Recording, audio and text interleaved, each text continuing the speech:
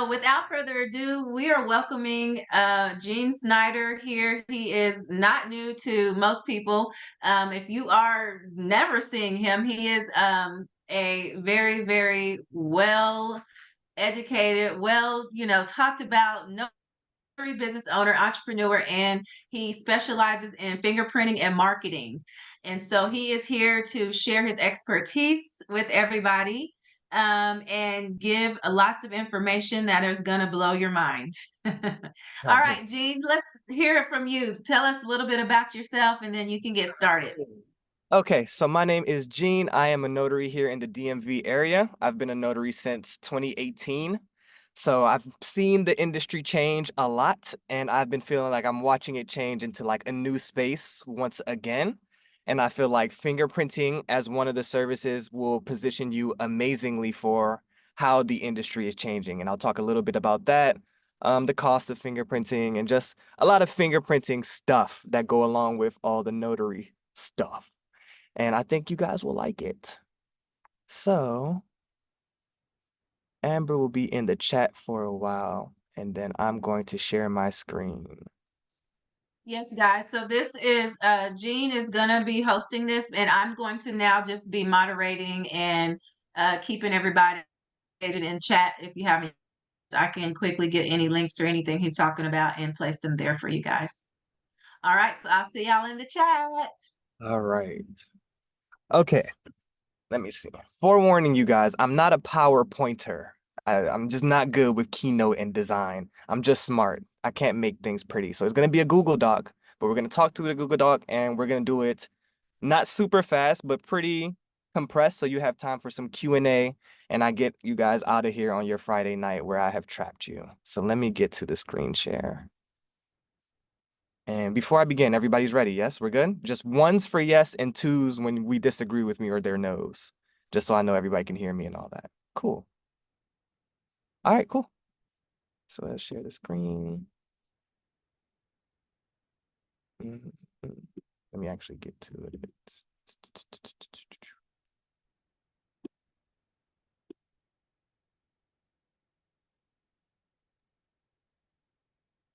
Okay, can you guys see my screen?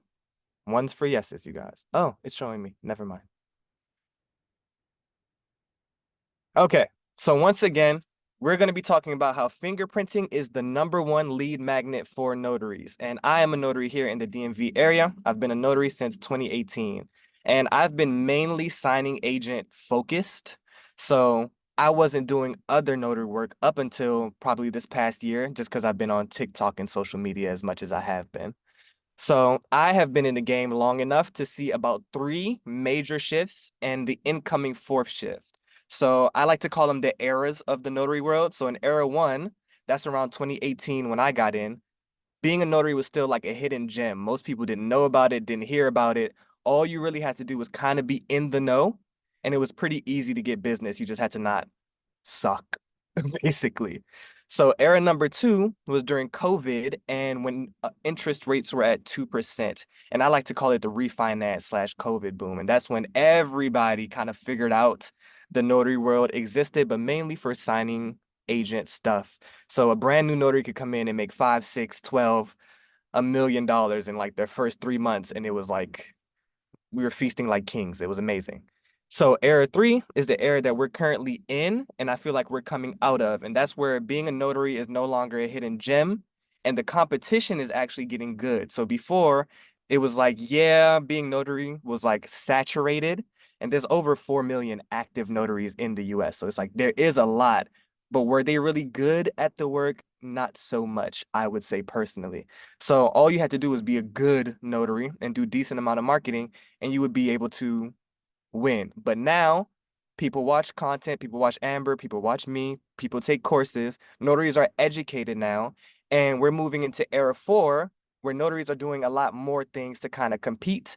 And I see us, excuse me, I see us rebranding as a space. Like the notaries who are going to take off are the one-stop shop notary. So the notaries who offer apostille services and I-9s and estate planning and signing service, not signing service, signing agent stuff and fingerprinting would be a part of that. And I feel like fingerprinting would lead into all the other things that you can offer. So we're going to talk about why ink and roll fingerprinting. So one, it's a low barrier to entry, and I have the state regulations here. I'm going to share this entire Google Doc after. So I know the rules for my state and Virginia and the DMV area. Pretty much you don't have to do anything to ink and roll. There's no course, there's no barriers, there's no nothing. Like my sister could do my fingerprints, but people don't typically know that.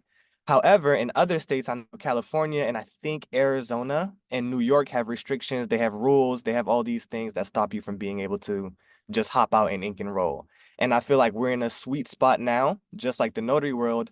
Back in the day, Maryland didn't have to take a test as a notary, but now we have to take a test. Ever since all the, sorry, let me move this out the way. Ever since all the notary stuff got popular, a lot of states were requiring more tests. It just became more difficult to get in. So now I feel like in probably a couple years, the fingerprinting world will be kind of the same. They'll regulate it more. But as of now, it's not saturated. Most people don't know about it. Most people don't understand how to get into it. So we're in a beautiful spot, just like in 2018, being a signing agent was just a beautiful spot. And there's low startup costs. So it takes under $500 to be able to start your fingerprinting business. That includes your website, the supplies, your phone number, your business email, basically everything outside of like whatever it costs to get an LLC in your state. And my favorite part of ink and roll fingerprinting in general, but ink and roll is it's lucrative and it's necessary. Just like in the notary world, until they get something notarized, they can't move forward in their process. It's the same with the fingerprinting world. You can't get your job without the background check if it requires it. You can't get a gun. You can't do a lot of immigration services, a lot of licensing, and they're getting more strict on a lot more things. So it's very exciting on this side of things. So there's a rumor, we don't know, but there's a rumor that they're about to make Uber drivers get fingerprinted, and we will feast like kings if they do. And a lot of the online services. So one of the people who came to me literally a week or two ago, she does online nutrition. And as a nutritionist online, every single state that she provides the service for, she needs a background check for.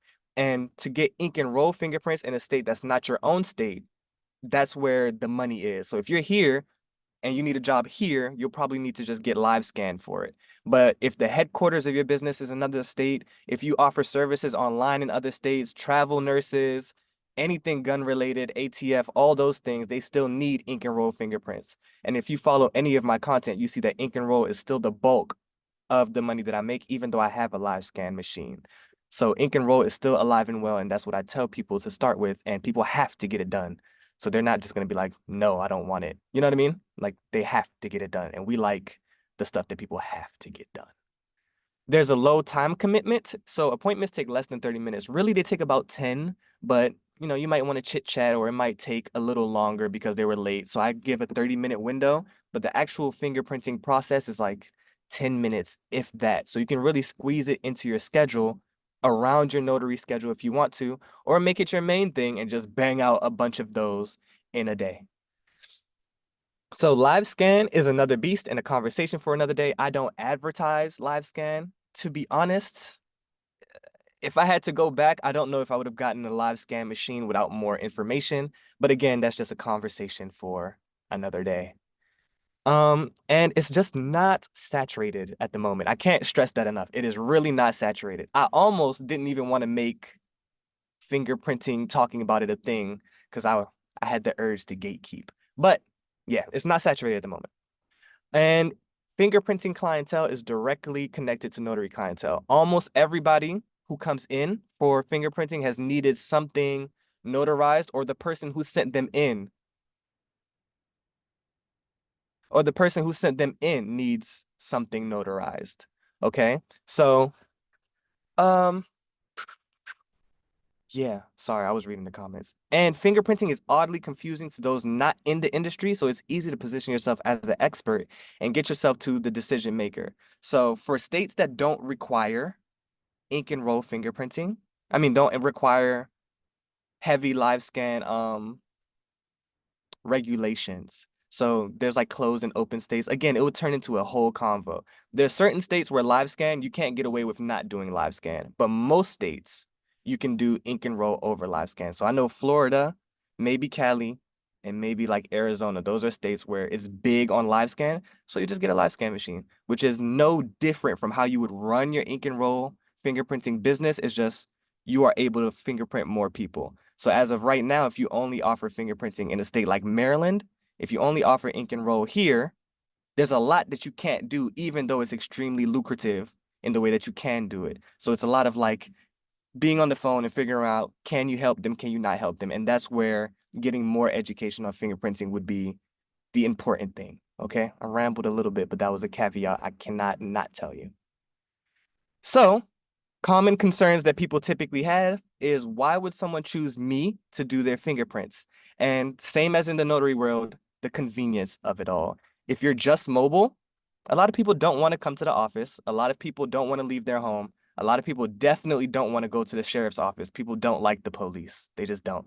And a lot of people don't want to wait in line for 30 minutes. The police make it very inconvenient to get fingerprinted. They'll be like, we're only open on Thursdays between 1 and 3 p.m. And most people are not available on a Thursday between 1 and 3 p.m. I think the cops just don't want to do it either because they have better things to do. And people say they don't want to be booked next to like the common criminal. And no offense to people who are getting booked. It's just literally what people are telling me when they're here. Why wouldn't they go to the sheriff's office? Same reasons I'm just telling you. Is not having an office an issue? A lot of people ask me about that. I started mobile my first 3 years. I only went into an office last year. Live scan is print scan. So yeah, I only went into an office last year. All before that, I was all mobile and it was still very lucrative. I never made less than like $1,000-ish a month when I had fingerprinting as a part of my business. Like fingerprinting, I feel like I can almost guarantee you, I don't like guaranteeing dollar amounts, but I can almost guarantee you about 500 to 1,000 monthly without even trying. I don't market it. People call me from my Google business page. That is literally all. I don't go into the office. I don't do anything extra. Now I do, but during that whole initial period, people find me and yeah, they need fingerprints. So yeah, so you can offer the mobile option. The people who typically choose that are nurses, doctors, people with money who just don't have a lot of time. They're like, hey, come here. Or people who are employing a lot of their employees at once. They will have you come to their office and bang everybody out, as opposed to tossing everybody to the wolves and telling them to find a fingerprinter. And when people call, they're confused. They're always confused. So it's really, really, really easy to be like, hey, let me call your decision maker so everybody's in the loop and you can get in touch with who you want to get in touch with. Do I need a live scan machine? Depending on your state. Most states, I would say no. Some states, I would say yes. It depends on your state. And do I need to be a notary to fingerprint? No, I don't really know why the notary world has like connected themselves. I don't even know why the notary world has connected themselves to the fingerprint world the way we have over the past bunch of years. But I found out about fingerprinting through another notary. I've seen notaries talk about it. I see a lot of fingerprinting and notary businesses, but you don't have to be a notary to be a fingerprinter. However, a lot of people who come in are also like, can you notarize things? Do you notarize things here? So being both is very helpful. So here we're going to talk about the supplies you need to ink and roll. So I'm actually going to exit these and just let them open. And I want to know here. Can you guys see the Amazon page? Press 1 if yes, and 2 if no. All right, cool. So now we can just show how much it costs to do things. Is there a way to move my face? There we are. All right. So here is your bread and butter. You need these. You need the FD258 fingerprint cards. These are the standard fingerprint cards. If anybody was to need anything different from these cards, they would be provided it. Most of the time, I don't like saying the word never, but literally never have I had somebody come in who needed a different card that wasn't sent the different card by whoever told them to go get fingerprinted. So there's various types of fingerprint cards, especially here in Maryland, where they make everything complicated. Maryland has like their own card, but even still, people need this most of the time. This is the standard card. So for $47, you get 250 of them. I charge $50 for one card in my business. So one appointment replenishes your fingerprint cards. You get 250 of them in a pack. 450. The Zoom little thing is in the way of my tabs, and that's driving me nuts. Give me a moment. There we go. So, second, you would need your card holder, and that is to hold your fingerprint card at the edge of the table. If you try to just fingerprint somebody without something to grip the card, the paper will move a lot. You can smudge your ink. You just don't want that. So that is $15, and that is a one-time cost as opposed to replenishing like you would need for your fingerprint cards. You would need fingerprint ink. So I am extremely picky about my fingerprint ink. This ink is an ink I will never cheat on them. I will only use this ink only. I tried to use the FBI's recommended ink and it was horrible. It was so thick. It just made the entire thing. I didn't even like how the fingerprints looked. They've never gotten rejected, so I guess they got the job done. But these, they're much prettier prints. They're easier to wash off of your clientele's hands, so that makes it for a better experience with your business. And yeah, that's my preferred ink. Then you need fingerprinting retabs, and that's the last of like the necessities. Everything else is like a nice to have. So if anybody messes up on the ink and roll card, you can put a sticker over the spot that they messed up. Max 2 stickers per card. If you make more than 2 mistakes, just give them a brand new card. But a lot of people get worried, like, what if I mess up one of the prints? All you need is to put a retabber on there and you're good to go. They're made for that, okay? Other things you would need is hand wipes. I like to give people hand wipes. I use these hand wipes. That's $11. Hand gloves. I like to wear gloves. People don't want to touch my hands. I don't want to touch their hands. So these are the hand gloves that I like to use for that. And yeah, I'll give you guys these. Lastly, these though. So I give people envelopes to take home, to take their prints home in. Because one day I used to give people the cards like by hand. And then one day it was really raining. And I had somebody walk out with ink and roll fingerprint cards. And it just felt bad. It was a bad look. So ever since then, I've been using the envelopes. And you need black pens. You cannot fill out fingerprint cards in blue ink. And as a signing agent personally, that was a little blasphemous because I'm so faithful to blue ink. But you need black pens. Then you need a card reader. I get my card reader from Square. I like Square because Square is very point of sale friendly, and we're a very face-to-face business. So I prefer Square. And Square has an app, so you don't even have to use like the point of sale that you buy from the Square website. You can literally do everything on your phone. I could tap the little thing, I could type the card numbers in. I just use the phone app. You need a phone service. I use Ring Central at first before I started using Go High Level for everything. But now you could just use what you like. I would recommend Ring Central. Go High Level is a bit complicated. You need to get yourself a website. I recommend a CRM because you do want to keep track of your clientele. You need a scheduler. I use Acuity, especially if you're doing this alongside your notary business. I would use a scheduler alongside everything. So it's easy to do everything together. Like don't let your schedules fall on top of each other. And a lot of people don't want to call. We're living in an era where people just don't want to call. They would prefer to schedule. And ever since I added the scheduler to my business, I definitely get a lot more fingerprinting business than I did before the scheduler. You need a business email, of course, a domain, and a bag to carry your supplies because you need to. Okay, so let's talk about the important part, okay? So who needs fingerprints? I'm gonna answer questions at the end. I'm gonna just move that whole thing. Okay, so who needs fingerprints? Move you to. Anyone needing a background check. And again, the world is becoming more and more secure. So I just keep seeing new people come in for background checks. Recently, actually today was the last day for that. So I just got a big flood of lawyers today because lawyers in Virginia who are taking the bar have to get fingerprinted, and they have to get fingerprinted on fingerprint cards. They're not allowed to get live scanned. So they just keep adding things. People need it for employment. People need it for immigration. People need it for concealed carry. People need them for security clearances, volunteer work. Nonprofits are really big. I actually have a nonprofit who wants me to fingerprint 130 of their employees in August, which will be extremely lucrative. Construction on federal properties, really anything that's going to be done in a federal building, they need to get a background check. IT, personal reasons, sometimes people just want to find out what is on their background check. Nurses, travel nurses, online teachers. Online teachers are huge because, again, whatever state they're tutoring in, they still need to get a background check for that. I had a nutritionist come in. She also was doing nutrition online. You have to get fingerprinted for every single state, depending on the business. I have a group home that calls me a lot. So there's that. The ATF was really big, but I feel like it's slowing down a little more. So in Virginia, we used to be able to fingerprint real estate professionals, but a different company got a contract for that here. So that's annoying. But real estate professionals, depending on your state, people in the financial industry need fingerprints done heavily.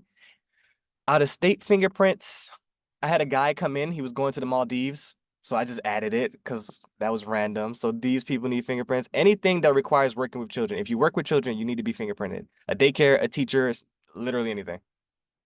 Security guards and pilots and the military, right? So I see that a lot of notaries are adding drug testing to their business. So I added that here too. But it's similar clientele. So immigration lawyers and their clients are my favorites to kind of pitch notary work to as well, because they need notaries and they need apostilles. And you guys know how much you make with apostilles. So adding that as the opening to getting to the immigration lawyer is perfect. And I'm going to talk about the whole strategy behind it. I'm going to do a little role play so you guys can kind of see how that works. Real estate and financial officials. So they need signing agents and they have estate planning connections. And a lot of financial planners and people of that nature also help people with estate planning. So they need power of attorneys, they need wills, they need things of that nature, which we do. Travel nurses, doctors, adult care professionals, so healthcare notarizations, employment in general. So I know a lot of people offer I-9s and drug testing and notarizations. And again, I feel like the notaries are moving into more of a one-stop shop kind of deal where notaries mainly do notary work, but they do kind of offer cross sales, which will extend the value of each client. Okay. Fingerprinting in general can be a lead magnet of sorts. And yeah, okay. So that is that. And really quickly, before I start, do you have any questions? Because then we're going to move on to the role play and the Q&A. And I tried to really condense that so I can get you guys out of here as well. Wait, a Q&A box? I don't know what that's at. Oh, there we go. When you were mobile, how did clients find you? Can you have a Google page if you don't have a business address? Yeah. So I didn't have a business address. I didn't have an office for the first couple years. I only had a Google business page. So they were finding me through my Google business page, and it's just when you're mobile, it just shows the general area you cover, and I make it very clear what areas I cover on my website, and people love the mobile option. Can you transfer scans from a live scan machine to a fingerprint card? Yeah. So you can scan someone on a live scan machine, and if you have an FBI approved printer, then you could print those prints out onto a fingerprint card. And a lot of times when I have really big jobs to do, I actually do it that way as opposed to the ink and roll, even though I actually prefer to do the ink and roll. How do you market your services on Google My Business? I just put them up. A lot of people that I've helped start their fingerprint business have been surprised at how fast people call them. I got a call once my business went live. I didn't even have my supplies yet. I didn't know what to do. I had to just be like, go somewhere else because it freaked me out a little bit. And a lot of people that I helped start fingerprinting tell me the same thing. This is across the board, a common thing. You will be surprised how quickly someone calls you once your Google My Business is up, because people need it. People need it, and there aren't enough of us. Like, it's really more business than there are fingerprinters. My UPS store offers fingerprint scanning. Would you still open up shop? I feel like it's too close. Yes, I would still open up shop. The UPS store doesn't know what they're talking about a lot of the time, and I was scared of the same thing because the UPS stores near me also offered fingerprinting. And I have so many people who come in here and they're like, yeah, I needed this from the UPS store, and they didn't even know what I was talking about. A lot of times they're just partnered with somebody and they have a kiosk in there, but they're not knowledgeable fingerprinters. And the fingerprinting world is confusing. So people call you, they're confused. The people who sent them to get fingerprinted are also confused. Everybody's confused but the fingerprinter. Am I yelling? I feel like I'm yelling. I'm in the soundproof base. So yeah. How did you find info about state requirements? I started looking into it in Nevada and not sure what I'm looking for. So the people I learned to fingerprint from, they have like a blog with all the fingerprint state regulations. Let me show you. Hold on. And I know they definitely have Nevada there. Okay, can you guys see that? So I think I'm still staring at my screen. Okay, cool. So this shows how to start a fingerprinting business literally by state, and here's Nevada.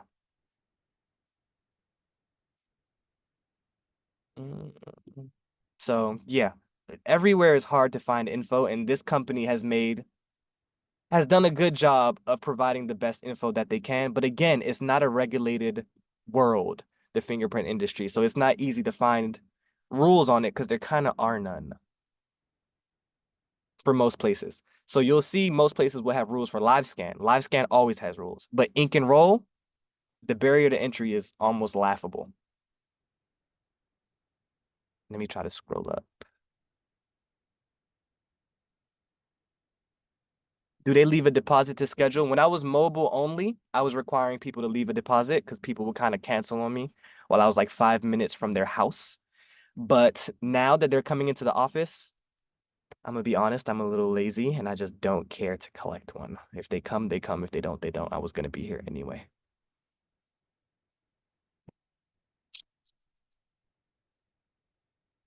So live scan versus print scan. Live scan is just a different way to say electronic fingerprints. If they're taking electronic fingerprints, it is a live scan.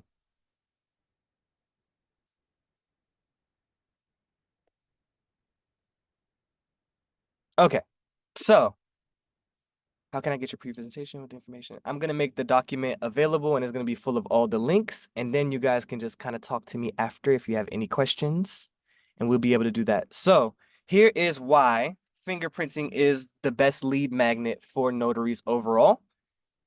It is one, because of,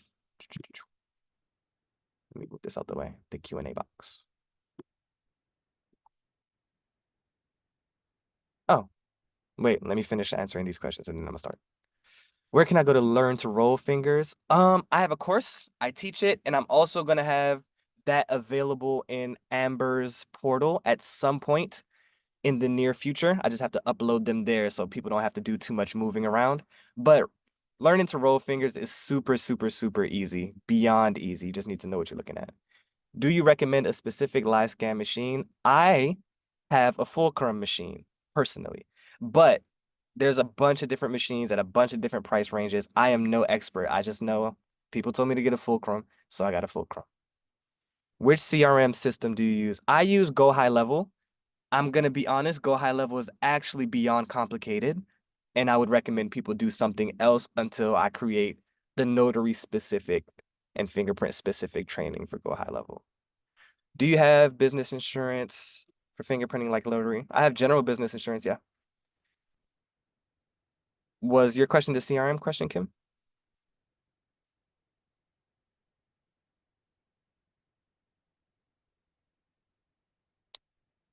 I'm gonna assume yes. Ah, all right, cool.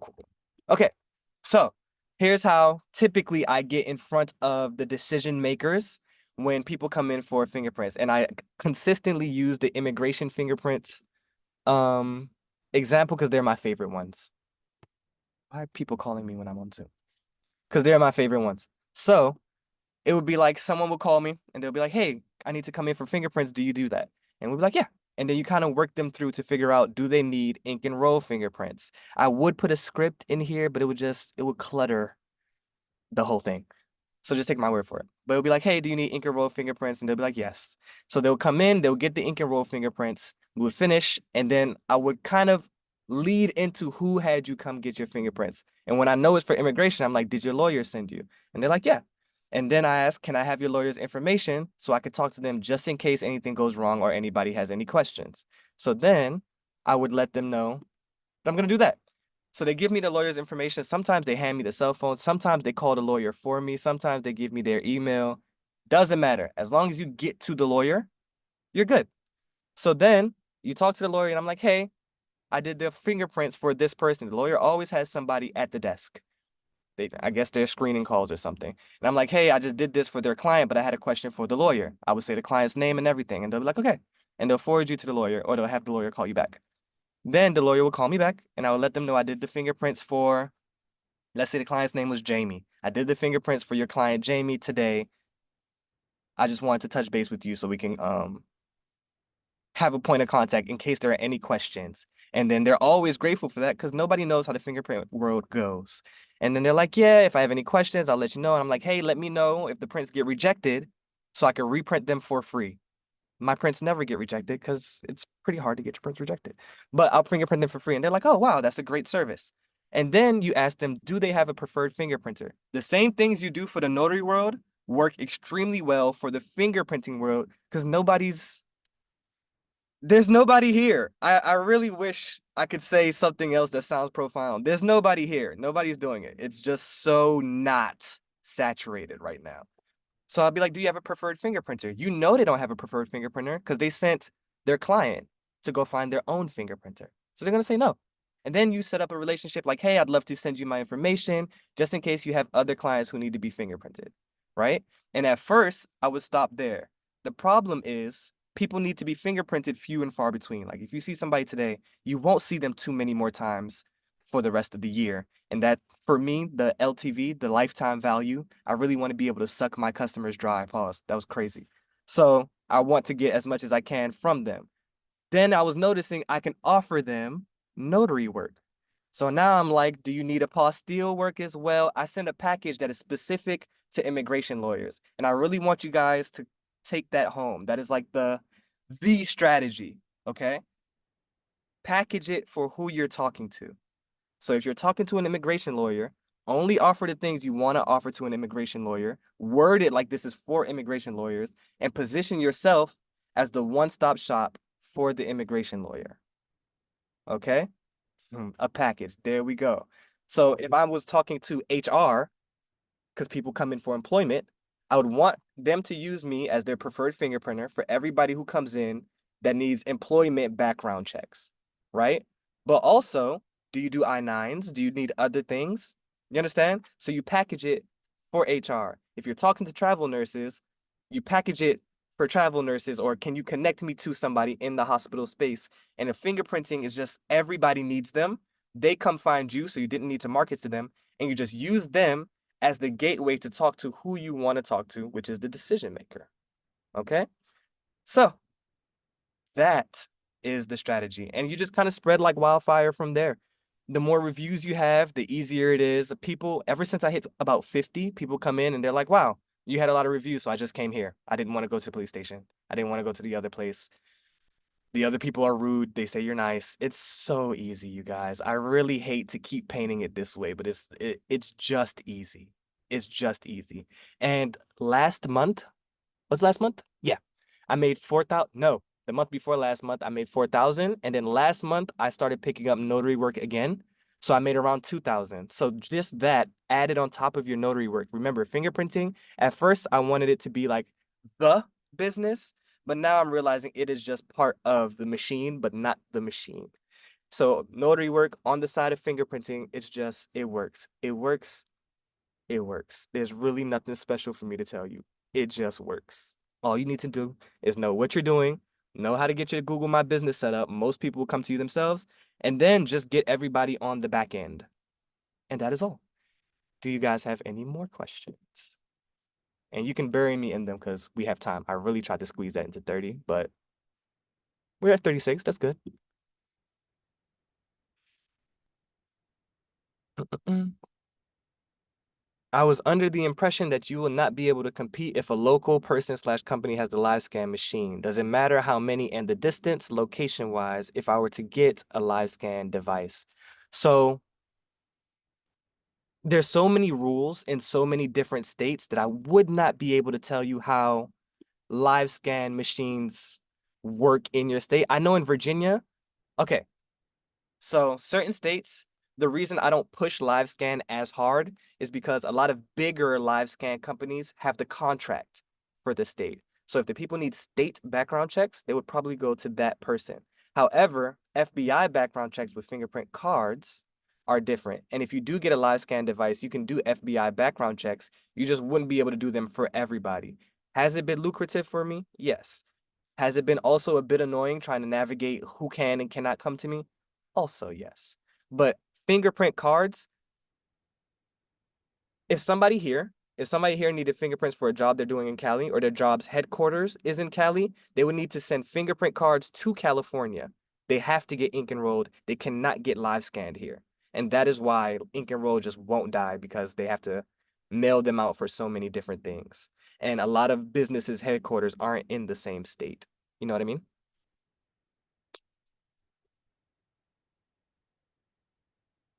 Did that make sense, Tina? I know I kind of, I want to really drive that home. Okay, cool. They put a brand new casino in our county a few years ago. I wondered if I could market to them. Yeah, casino, people who work at casinos, they come to me a lot. I see a lot of them. If needed, will you help with the startup of the business? Yeah, just talk to me. I'll give you guys my contact info after. How did you set your price per sheet if there's not competition out there other than government locations? So at first I was pricing just based on who I learned to fingerprint from. And then I just kept increasing my prices until people started saying no. And then I pulled it back and was like, okay, this is the sweet spot. So when I started charging 65 for one card, everybody was like, okay, now you're crazy. I'm not dealing with that. So I throttled it back to 50. People rarely say no to 50. I might get some people who say no, I'll go to the sheriff's office. And it's like, go. Why were you on the phone with me if you were going to go to the sheriff's office? You know? So most of the time they might pump fake you on, oh, I'll go somewhere else, but not really. Just kind of check what your area looks like. And if your area is wide open, because remember, even if there's better prices, are people really driving really far just for better prices? Not all the time. What's the name of the company and cost? Company of what? Yeah, there'll be a replay.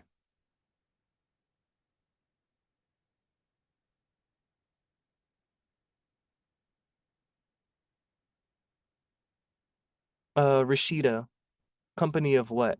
Or are you talking about live scan machine company? Because I paid a lot of money, like up, it was like 15,000 total. So again, I don't really pitch to people like go get a live scan machine. They're expensive, you know. There's a lot going on there.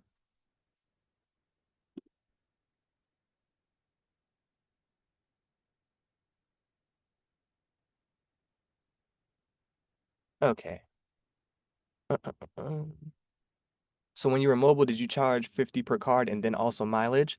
So yes, I charged 50 per card. No, so it's $50 for one card and $15 for every extra card. However, when you're mobile and you could charge a travel fee, the way I was doing it is I was charging whatever I want, and I just kind of fit the pricing of the cards in there to sound attractive. I'm gonna be honest with you guys. I was moving kind of crazy mobile, but they were still paying it. So there's that. But yeah, I would say make the cost per card sound cheap and make the travel fee where you make your money. And that's how I would do it. But now that I'm in office, my prices are it's 50 per card and 15 for every extra card, and it's $100 for me to leave the office. People pay it. People pay it all the time. However, I charge it that way because I actually don't want to leave the office. But people pay the extra 100 all the time. People will pay for the convenience. This is necessary. They're busy, and a lot of times people wait till the last minute to get their fingerprints done. So they probably need them to send out by tomorrow. So they'll pay whatever you ask them to pay. And again, you guys, there's just not a lot of us. It's very unsaturated.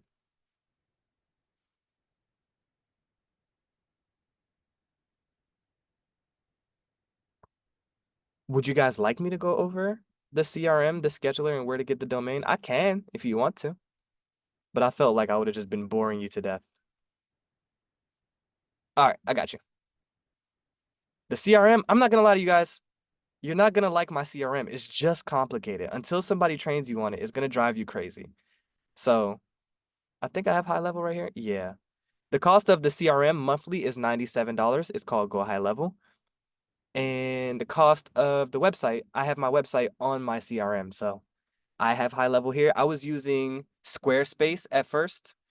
And yeah, my business email is with Google Workspace. My scheduler is Acuity. I love Acuity. I really want to move my scheduling over to Go High Level, but I cannot abandon Acuity. I'm so loyal to them. I've been using them since the beginning. So it's $20 a month. They're lying to you about the 16. 16 is if you pay annually. Monthly is $20. And that is for the scheduler. And that makes it very easy. I know Tina does not like subscriptions. So this is gonna drive her crazy. Uh, the card reader, it's about like 50. It's a 50 piece, I think, to get a card reader from Square. But again, if you just use the phone app, it gets majority of what you need done. No, card reader is 59. And if you want one of those big register looking ones, it's 149.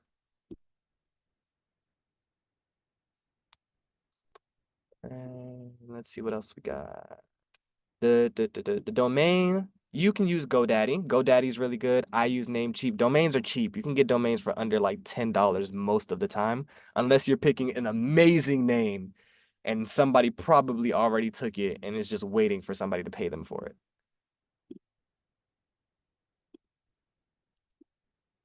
And a bag to carry the supplies. I carry them in my book bag. And sometimes people are like, that's a little unprofessional. And I tell them I'm mobile, and then they never question it. They're like, oh, you're mobile too? Dang, I should have paid for that. And then I tell them the travel fee, and they're like, yeah, thank God I didn't. But that's because I have an office option. So that is also something I would talk to people about. If you can get an option. If you can get an office, I would recommend it.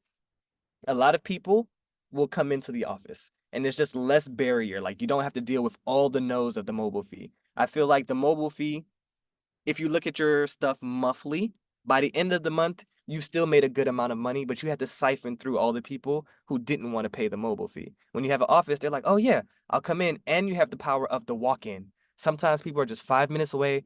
They're like, hey, man, can I come get my fingerprints done? And then, boom, you're good. You're good. Can you have an office at your home? I wouldn't recommend it, to be honest. And I don't think people will feel good coming to your house to do their fingerprints. It just wouldn't look good on your business. Because again, this still has to feel like somewhere I would go to get my fingerprints done.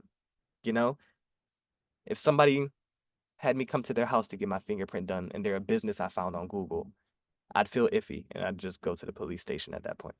But if I come to an office that looks decent, then yeah.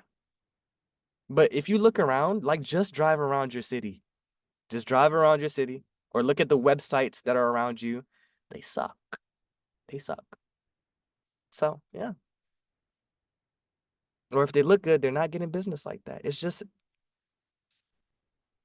there's just nobody here, you guys. There's not much I could tell you. There's nobody here. Like all of you could start fingerprinting tomorrow, and I wouldn't be worried about it because it's just so unsaturated. Now, in a year, you know, you know, exactly. The first 5 to 10 sites that pop up near me are embarrassing. Yeah. If you look around, it's just bad.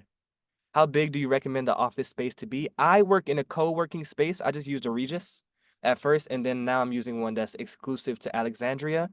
And I don't even buy like a standalone office. I fingerprint them in the open area and they're fine. Nobody complains. No. Yeah, I'm gonna assume she's busy. Oh, there we go. There we go.